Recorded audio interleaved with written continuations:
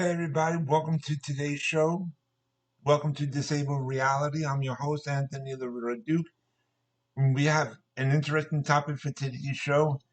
And I want to first start off by saying I'm sorry for how I sound, but I've been having medical issues and it's affected my brain and how I speak. And but anyway, we have an interesting topic for today's show in which it is people have no right to cry like little babies when their loved ones commit illegal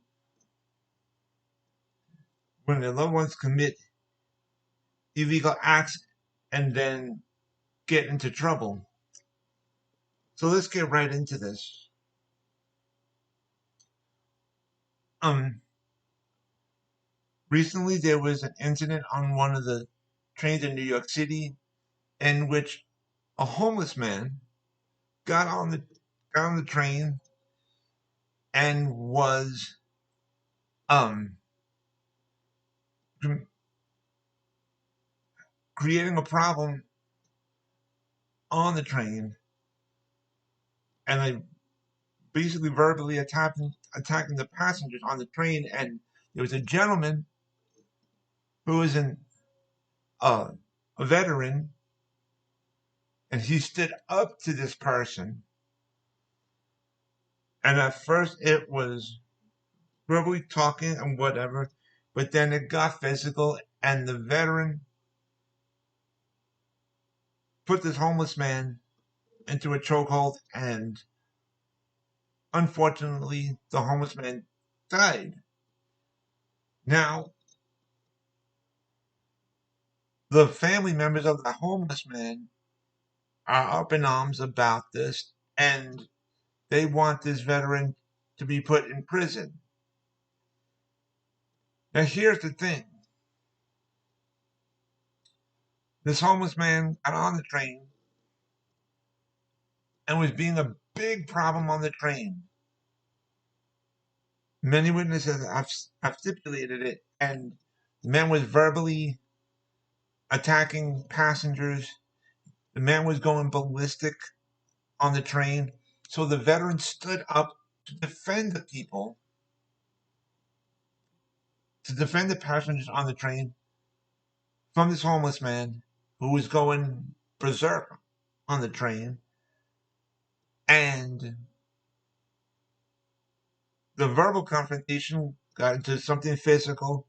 Now, the family members of this homeless man who wants this veteran be put in prison for murder, this was self-defense. This was really self-defense because the man was going berserk on the train. Okay. And, it's a sad situation, yes. But the veteran did not intend to kill the homeless man. It was not his intent. It was not his intentions. Now, with that being said, if you're so if you're so upset about your relative, your homeless person, your relative that was a homeless person, first of all, if I was the attorney representing the veteran, I would approach the family members and say, listen, um, you only have a right to sue the city and the state for a failed mental health system, right? Because it was proven that the homeless man had mental health issues. So fine, you don't blame the veteran for that. You blame the elected officials for that, the city and the state. And if you're so up in arms about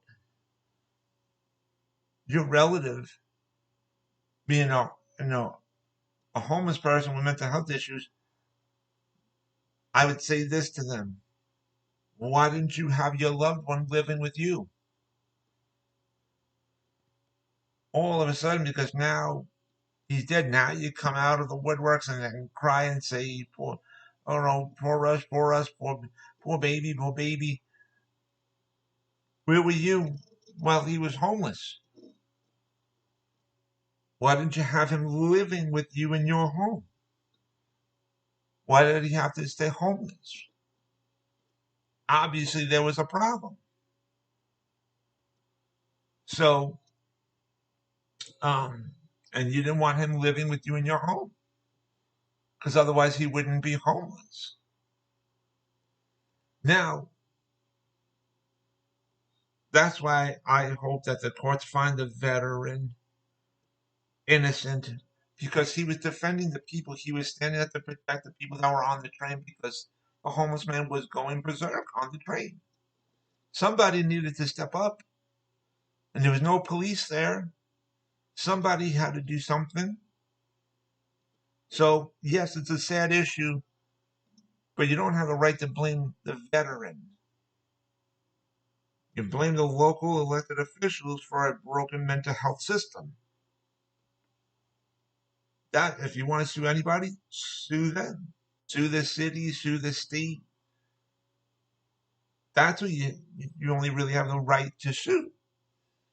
Now, here's another thing. In a retail store out in California, a man walked into the store to rob the store. He was stealing products and then was trying to walk out the store, and a security guard stopped him from leaving the store. And it turned into a physical altercation. And the guard was an armed security guard. And um, unfortunately, the physical confrontation led to the guard shooting the man, in which the man died later on that day. And if the father of that man that went into to steal from the store is crying uh, that his child is dead. Well, how about the fact that you should stipulate that your, your child was the one that went into the store to steal from the store to begin with? And if your child didn't go into the store mm, mm, to steal from the store, then none of that incident would have happened. You're quick to blame everybody else for the wrongdoings of your loved ones. You don't do that because you're looking for some popularity, you're looking for a quick buck. You know, how about blaming your loved one for the illegal actions that they committed? And you say, I mean, what was that guard supposed to do? The video proves that even when the person was walking out of the store, he was still assaulting the assaulting the guard. It was proven that way, so the guard defended himself. Okay, now it's a sad situation. Okay, and so with that, you don't go blaming everybody else for what your child did.